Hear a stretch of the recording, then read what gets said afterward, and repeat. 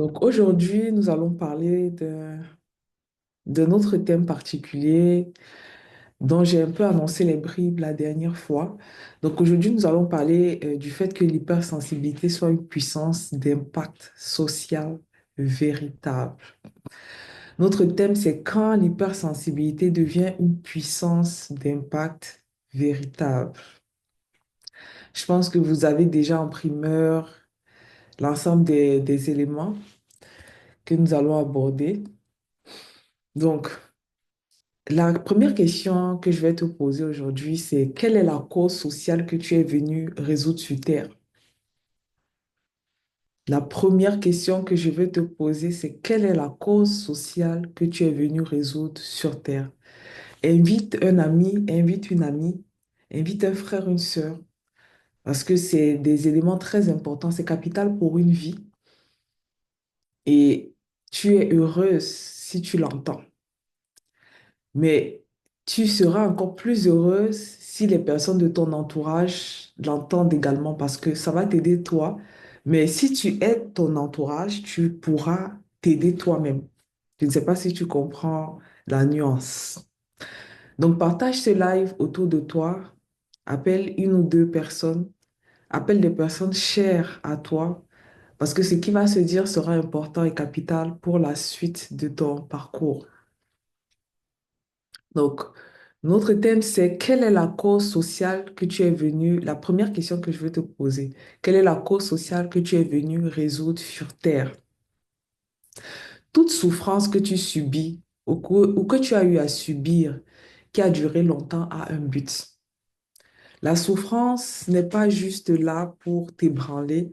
La souffrance n'est pas juste là pour en fait te diminuer. La souffrance n'est pas juste là pour te faire souffrir, si on peut dire ça comme ça, juste pour te perturber. La souffrance a un but. Toute souffrance qu'on a un but. Et chacun, individuellement, a des souffrances qui lui sont particulières. Vous pouvez il peut y avoir deux, trois personnes qui ont des souffrances qui s'assimilent, mais généralement, il y a des particularités de souffrance pour chaque individu.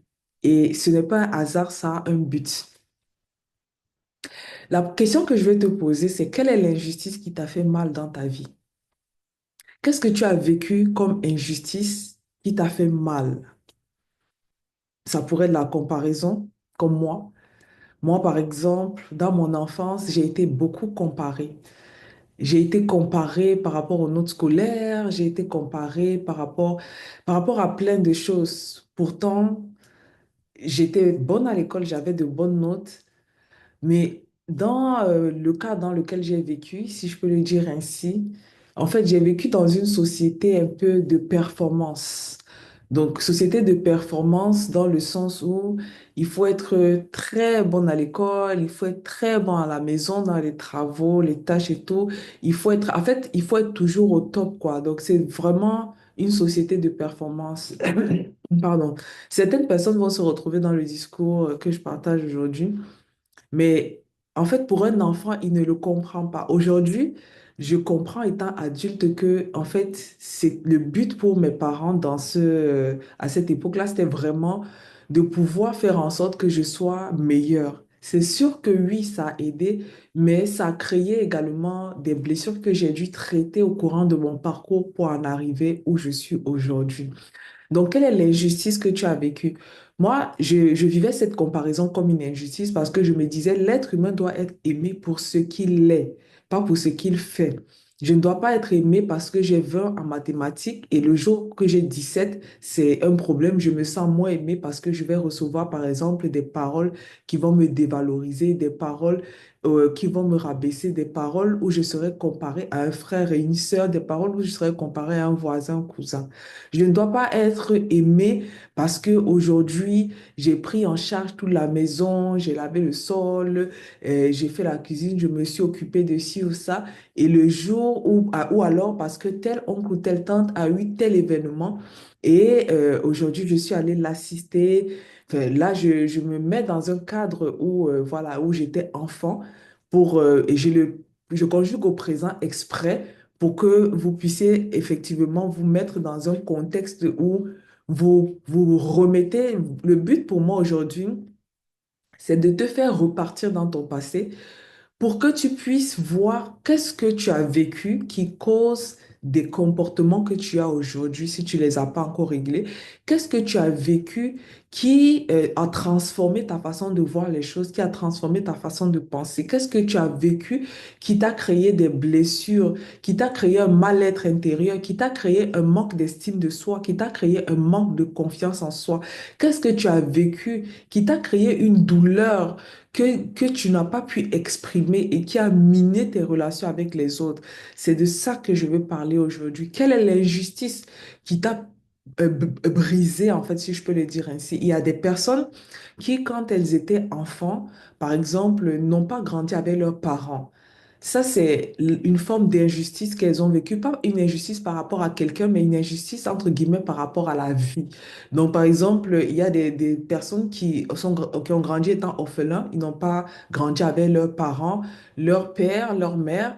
Il y a des personnes qui ont grandi avec un parent, il y a des personnes qui avaient leurs parents en vie, qui ont grandi avec des tuteurs. Et ces personnes-là ont grandi avec une brisure, dans le sens où ils n'ont pas reçu l'amour qu'ils devaient recevoir parce qu'ils avaient un parent absent. Et donc, cela a créé chez eux une forme de blessure et beaucoup ont vécu aussi la blessure de l'abandon parce que ils ont peut-être été abandonnés par leurs parents, surtout les enfants qui ont grandi avec des parents divorcés. Donc, ils ont senti, étant enfant, parce qu'il faut savoir qu'un enfant n'a pas la maturité psychosociale pour analyser les situations. Ça, c'est quand on est adulte qu'on arrive à cette maturité-là, parce que lorsqu'un enfant est enfant, il y a des choses, des cellules dans son cerveau qui ne sont pas encore formées. Il y a des neurones qui ne sont pas encore faites pour pouvoir analyser les choses et comprendre la profondeur des situations. Donc, il y a des choses que un adulte va trouver normales, mais qu'un enfant va vivre comme une injustice. C'est pour ça que je voudrais que tu repartes dans ton enfance, parce que si tu ne repars pas dans ton enfance et que tu te positionnes avec ton cerveau d'adulte, ton esprit et ton inconscient sait que ça a été une injustice à ce moment-là, mais aujourd'hui, tu vas te dire, oui, mais c'est parce que ceci, c'est parce que ce n'est pas faux, c'est vrai. C'est très vrai.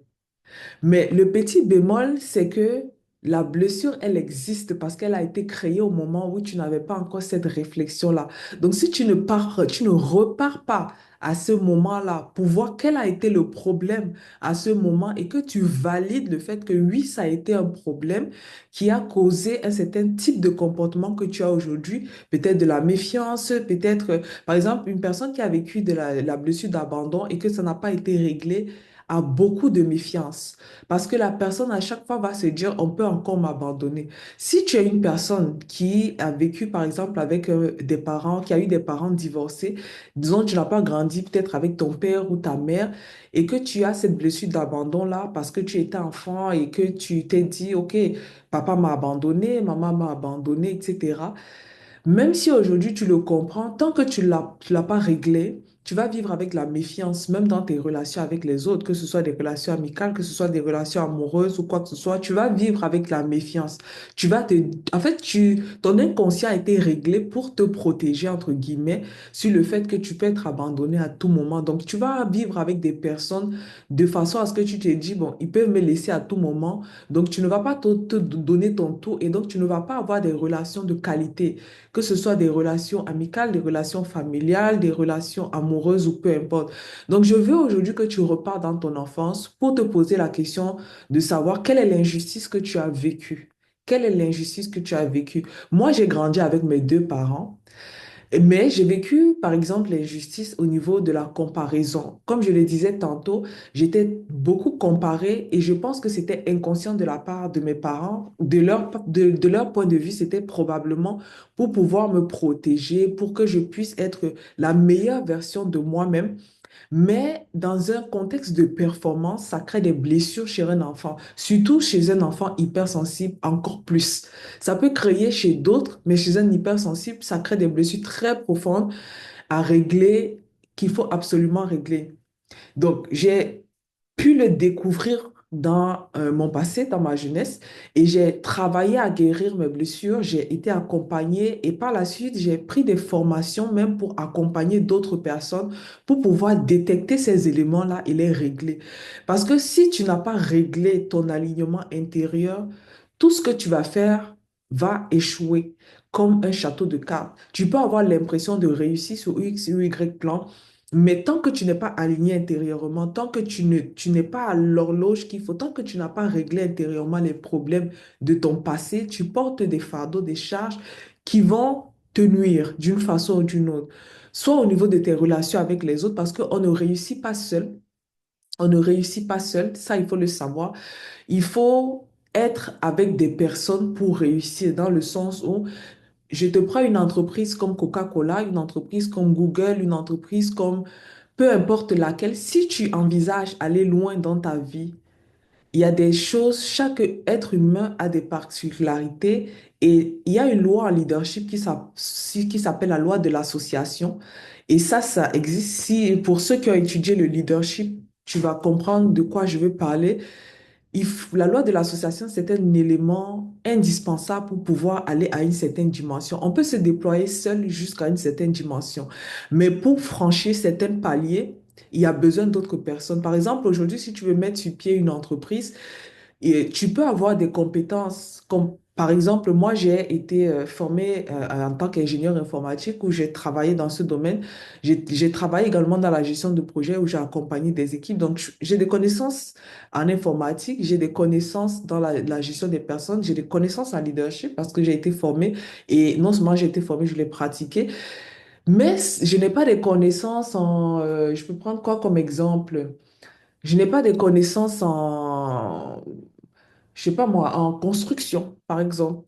Je n'ai pas de connaissances en construction. Donc, si aujourd'hui, je veux construire, par exemple, des immeubles pour pouvoir mettre sur pied, je prends un exemple, une entreprise, je sais pas moi, d'informatique, une entreprise d'accompagnement de personnes, une entreprise, bon, l'entreprise d'accompagnement des personnes, je l'ai déjà.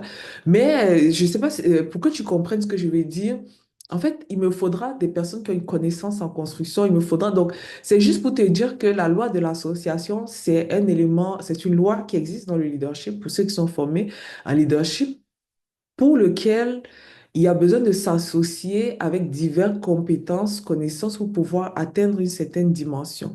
Donc, une grande entreprise existe parce qu'il y a plusieurs personnes différentes qui ont des aptitudes différentes et qui se sont associées pour pouvoir atteindre une mission, atteindre un but.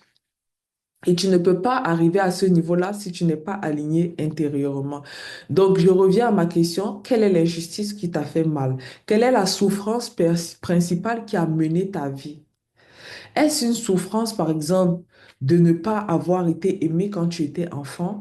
Est-ce une souffrance liée au fait que tu as été comparé, comme je t'ai pris mon exemple? Est-ce une souffrance liée à l'abandon d'un parent? Si tu as vécu, par exemple, avec des parents divorcés ou un parent qui est décédé tôt, quand tu étais petite et que tu as vécu cela comme une injustice, tu as cette blessure d'abandon-là, mais tu l'as vécu comme une injustice.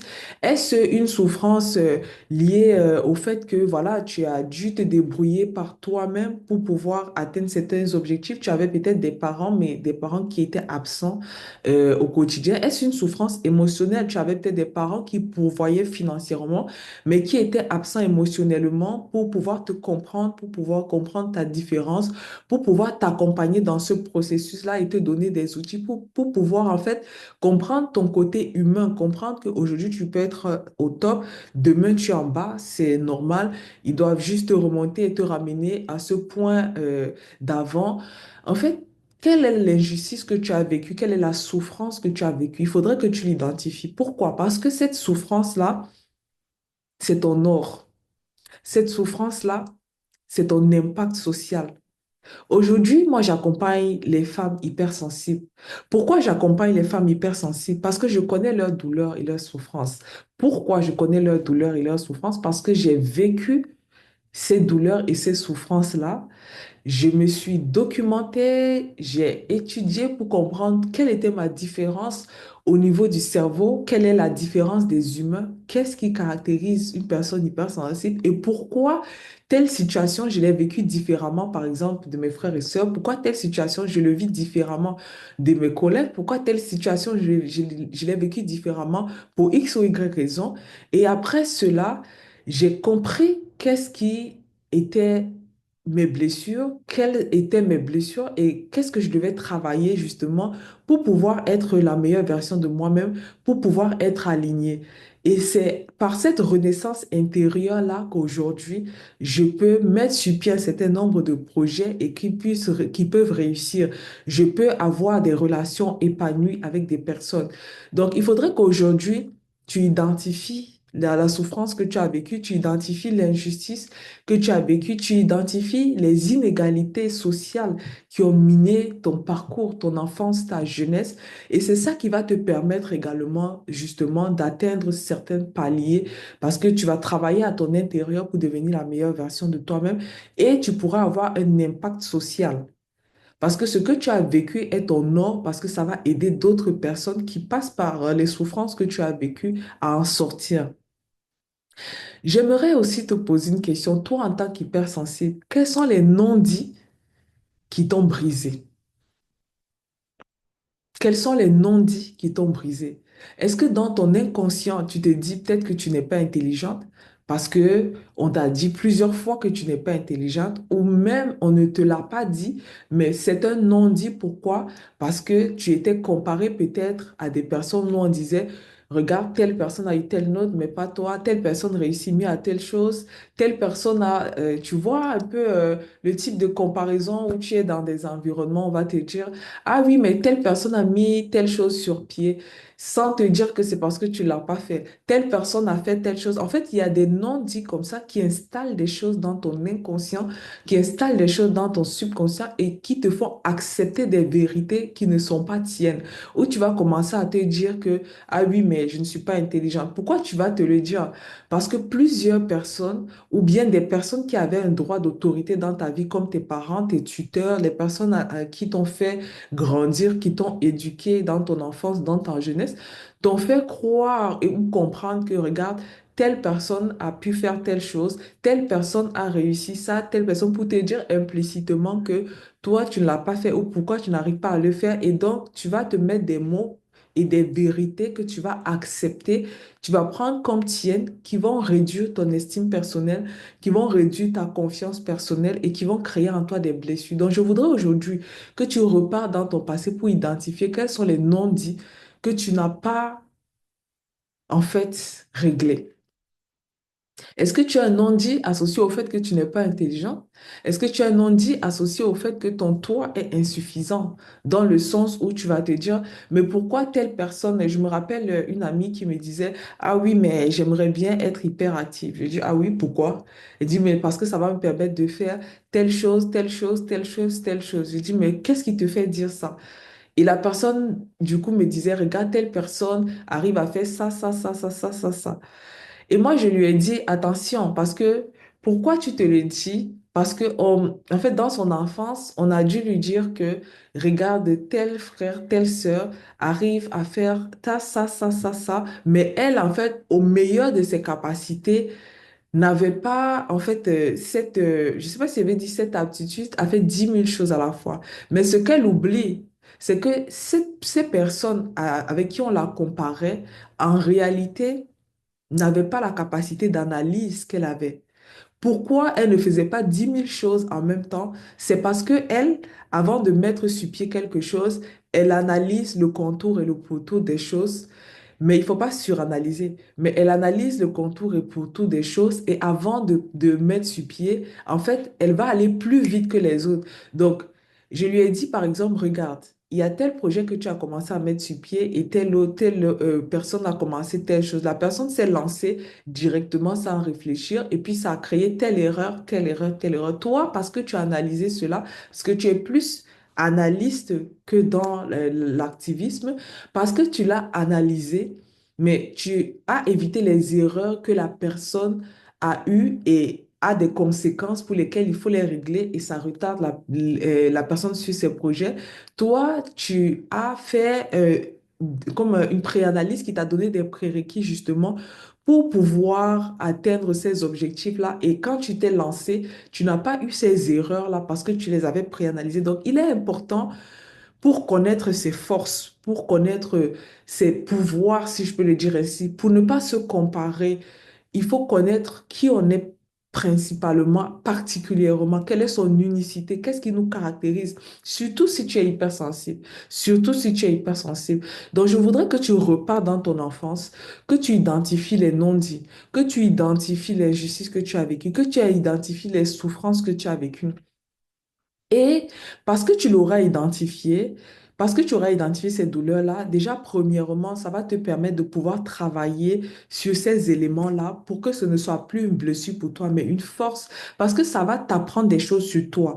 Ça va te permettre de comprendre pourquoi tu l'as vécu. Si tu as besoin d'aide par rapport à ça, tu peux m'écrire même en inbox, je peux t'aider gratuitement là-dessus. Ça va te mettre le doigt sur ce que tu as vécu. Ça va te permettre de comprendre comment tu fonctionnes et également, oui, tu auras besoin de plus de connaissances, par exemple, pour savoir comment est un hypersensible en général, parce que les hypersensibles, déjà, ont une façon de fonctionner au niveau de leur cerveau, ça, c'est la neuroscience, au niveau de leur mode de fonctionnement au quotidien, au niveau des relations avec les autres. Et ça, il faut que tu le connaisses, il faut que tu le saches. Le fait de le savoir, ça va te permettre de comprendre pourquoi tu as vécu ces situations-là telles quelles dans ton enfance et dans ton jeunesse. Ça va te permettre également de savoir quel parcours tu dois prendre pour régler les blessures que tu as, et également d'identifier les forces en fait que tu as, qu'est-ce qui te caractérise.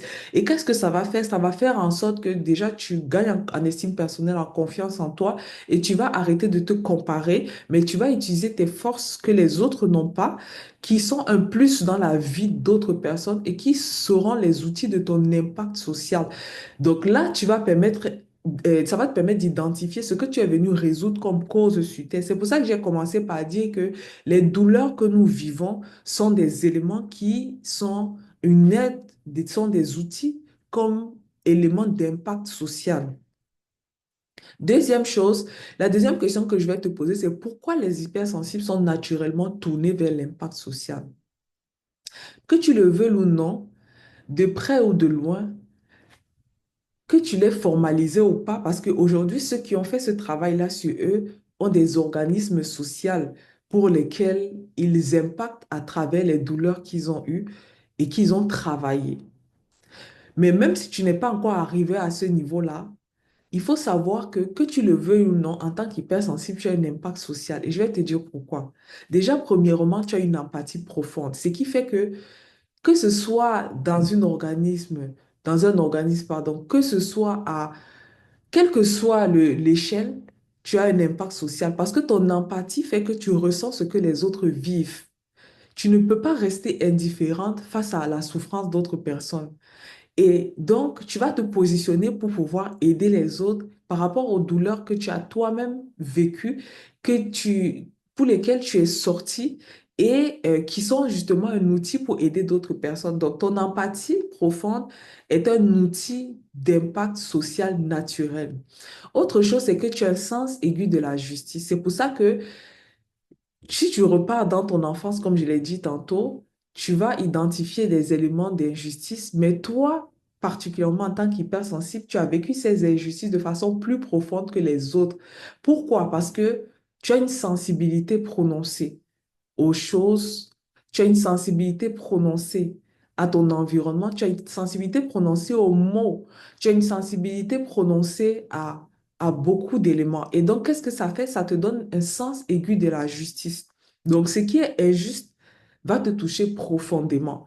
Donc, qu'est-ce que ça va générer? C'est que tu vas vouloir que ça change. Moi, je me rappelle à l'époque, quand je me retrouvais dans un cadre, que ce soit professionnel, amical, social, peu importe où, et qu'une personne vivait une injustice, moi, que ça me concerne ou pas, ça commençait à me concerner. Voilà, parce que je ne supportais pas le fait qu'on puisse faire une injustice à une personne. Et donc, quand je voyais qu'une personne vit une injustice, même si tout le monde fait l'autruche, moi, je vais me positionner pour aider cette personne-là, Pourquoi? Parce que en tant qu'hypersensible, j'ai un sens aigu de la justice. Donc, de ce fait, le fait que tu sois hypersensible, l'injustice va te toucher profondément et tu vas vouloir que ça change, tu vas prendre action. Autre élément lié au fait que, en tant qu'hypersensible, tu es naturellement tourné vers l'impact social, c'est que tu as une capacité à créer du lien. Ça, c'est quelque chose de très capital. Déjà, on ne peut pas réussir dans quoi que ce soit sans créer du lien. Professionnellement, tu ne peux pas réussir sans créer du lien. Pourquoi? Parce que même si tu travailles pour mettre sur pied, je ne sais pas quoi. Je prends encore l'exemple, par exemple, d'une construction. Quel que soit en tout cas le métier dans lequel tu fais, c'est les humains qui réalisent des choses. Donc, pour que des choses arrivent à bon port, pour que les choses, en fait, pour qu'un projet atteigne son objectif, il faudrait des humains motivés. Pour que des humains soient motivés, il faudrait qu'ils soient dans un environnement sain. Et pour qu'il soit dans un environnement sain, il faudrait du lien. Il faudrait créer du lien avec des personnes avec lesquelles tu travailles. Donc, pour réussir professionnellement, il faut créer du lien. Pour réussir entrepreneurialement, si on peut le dire ainsi, il faut créer du lien. Pour réussir même dans ta vie de couple, dans ta vie sociale, il faut créer du lien. Or, en tant qu'hypersensible, tu as une capacité naturelle à créer du lien et donc naturellement, tu impactes des personnes, que tu le veuilles ou pas, qu'on te le dise ou pas, naturellement, tu impactes des personnes parce que tu as cette capacité de ressentir ce que les autres ressentent. Tu as cette capacité de capter les non-dits. Tu as cette capacité de voir la souffrance dans les yeux d'autres personnes, dans leur intérieur, même si visiblement ils ont l'air bien, qu'ils affichent un sourire, qu'ils sont bien habillés, bien maquillés, quoi que ce soit. Mais toi, tu vois au-delà des apparences. Et donc, cette connexion émotionnelle que tu as avec les personnes fait en sorte que tu crées facilement du lien. Et donc, tu comprends les émotions et parce que tu crées facilement du lien, tu es une personne rassembleuse. Si tu ne l'es pas encore, c'est parce que si, ou si tu identifies, pardon, au jour d'aujourd'hui, si tu identifies que tu n'es pas encore cette personne-là qui rassemble, qui apaise, qui unit, c'est parce qu'il y a des choses dans ton passé que tu n'as pas encore réglées. Il y a des choses que tu n'as pas encore réglées, que tu as vécues dans ton enfance. Il y a des blessures pour lesquelles tu n'es pas encore guéri, qui parlent contre toi, si je peux le dire ainsi. Parce que ça va te créer de la méfiance, ça va te créer le fait de soupçonner des personnes, ça va te faire manquer d'estime personnelle, de confiance en toi.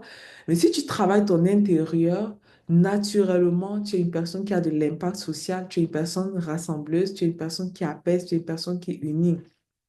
La preuve en est que même étant blessé, lorsque tu as une empathie particulière pour une personne qui vit certaines situations, généralement tu crées facilement du lien avec la personne et ça va faire en sorte que tu vas déteindre sur la personne pour l'aider à sortir de cette situation-là.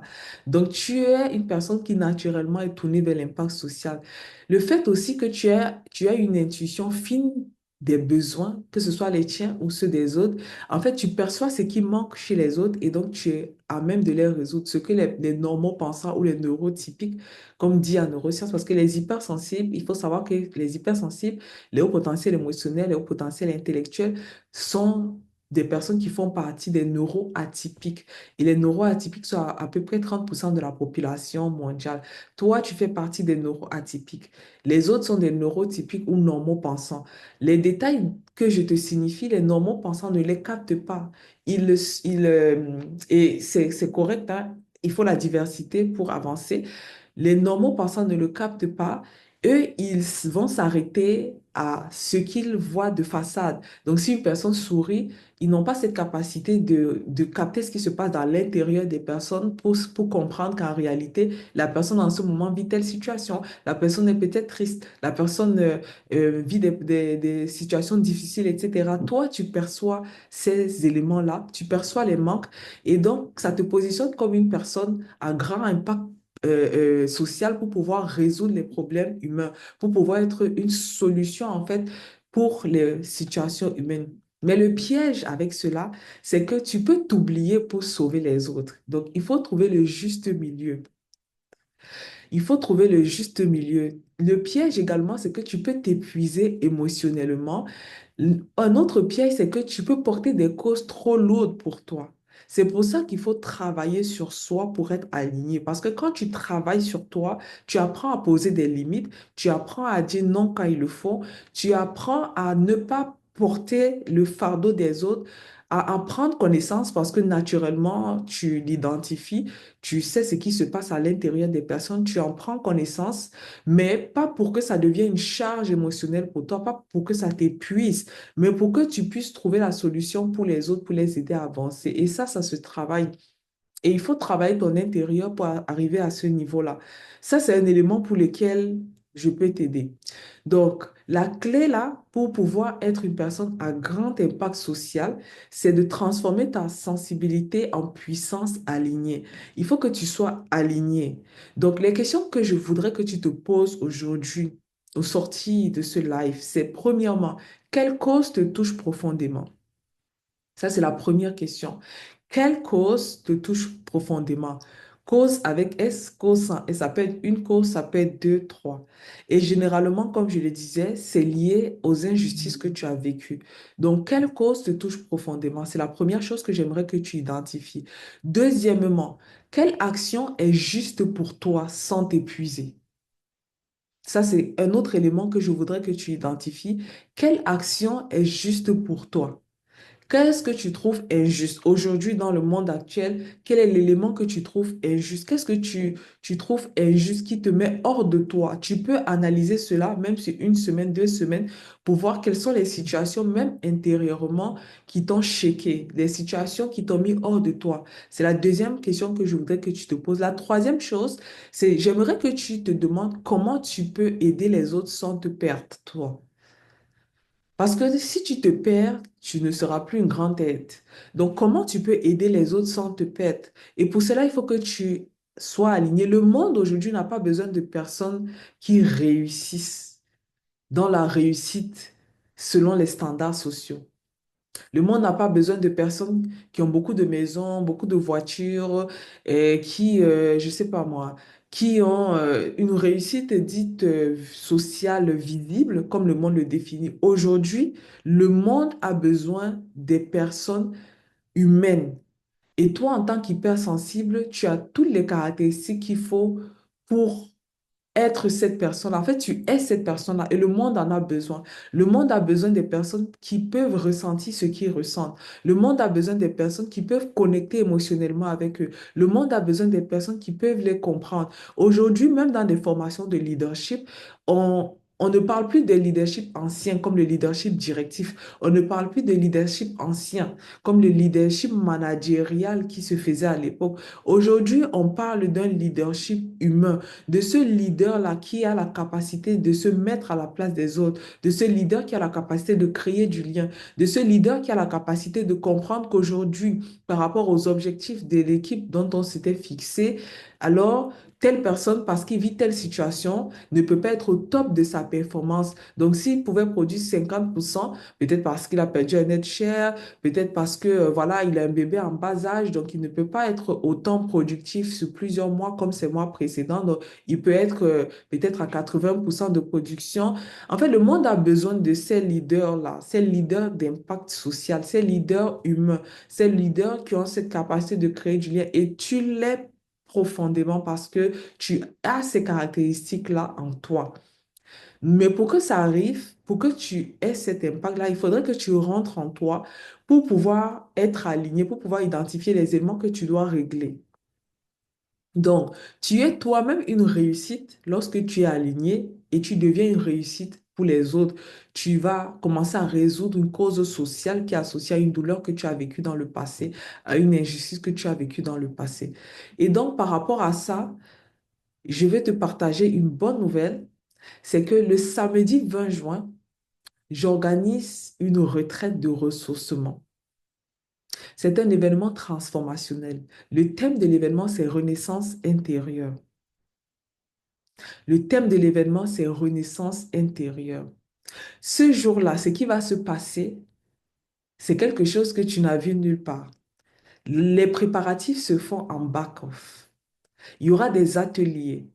Il y aura des éléments qui vont te permettre en une seule journée de repartir dans ton enfance, de repartir dans ton passé et de mettre le doigt sur les douleurs que tu as vécues, sur les injustices que tu as vécues, sur les non-dits qui sont enregistrés au niveau de ton cerveau. Cette journée-là va te permettre d'apprendre à poser tes limites, d'apprendre à dire non, de pouvoir guérir intérieurement. Cette journée-là, il y aura des moments psycho-relax, des temps d'écoute et d'échange. Il y aura des séminaires où tu vas en apprendre plus sur l'art oratoire. Toi, en tant qu'hypersensible, tu te dis parfois peut-être, tu n'es pas faite pour l'idée, tu n'es pas faite pour prendre la parole en public, tu peux pas résoudre, tu peux pas diriger une conférence.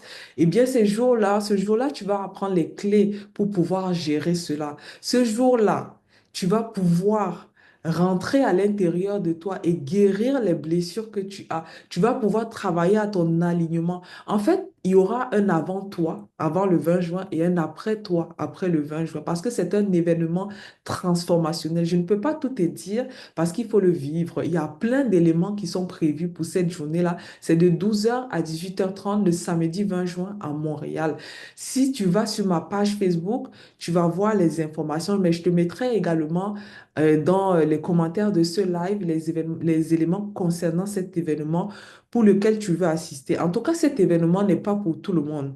Cet événement, c'est pour des personnes qui ont décidé de passer à une autre dimension. C'est pour des personnes qui se disent à cet instant précis, nous sommes au milieu de l'année 2026 presque, j'en ai marre du mal-être que je vis, je veux en sortir. C'est pour des personnes qui se disent que moi, maintenant, je veux passer à une autre dimension. Je suis faite pour plus. Je veux savoir pour la raison pour laquelle j'ai été créée, qu'est-ce que je dois mettre sur pied. Je veux régler mes problèmes financiers. Je veux pouvoir passer à un autre niveau, au niveau professionnel. Je veux pouvoir guérir intérieurement, avoir de belles relations sociales, que ce soit professionnelles, que ce soit amicales, que ce soit familiales. Je veux pouvoir être cette personne d'impact pour laquelle je suis créée pour.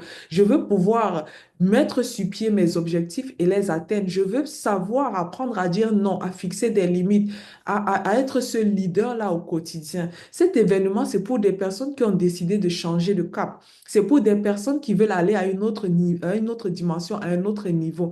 Donc, si tu te retrouves parmi ces personnes-là et que tu voudrais qu'au milieu de cette année 2026, qu'à la fin d'année, lorsque tu fais ton bilan, tu te rends compte qu'il y a eu un shift au milieu de ton année et ce que tu n'avais pas pu réaliser depuis plusieurs années, tu arrives à les réaliser pour les 6 mois restants de l'année. Je t'invite à venir ce jour-là pour être transformé parce qu'il suffit souvent d'un moment, des bonnes personnes, des bons ateliers et avec des intervenants de qualité pour passer à une autre dimension. Donc, je t'attends ce 20 juin. Tu vas vivre ce que tu n'as jamais vécu. C'est un événement inédit qui ne se retrouve nulle part.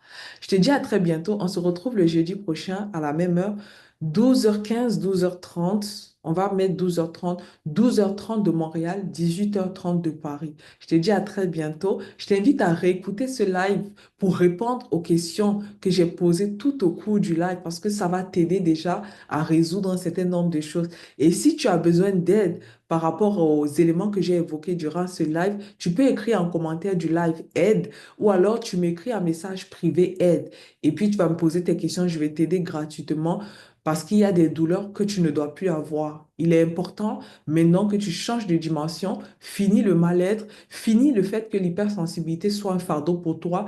Tu dois connaître les super pouvoirs que tu as en toi pour pouvoir te déployer, passer à une autre dimension. Je te dis à jeudi prochain. Bye, bonne fin de journée.